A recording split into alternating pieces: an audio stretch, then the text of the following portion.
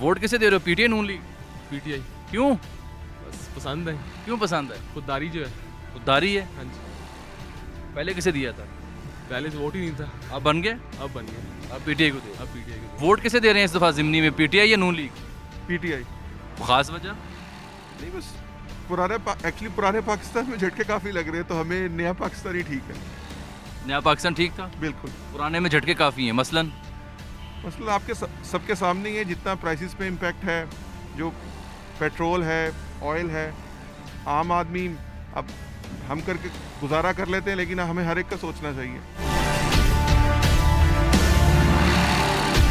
इस दफा जिमनी में वोट पीटीआई को दे रहे हैं या शेर को? पीटीआई को इंशाल्लाह। खास वजह?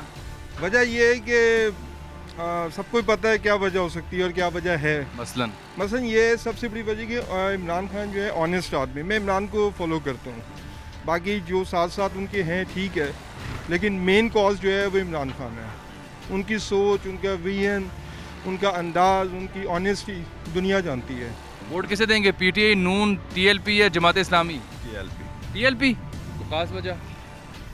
अल्लाह के रसूल के नाम को देंगे वोट, पीटीआई और नून को नहीं? किसी को भी।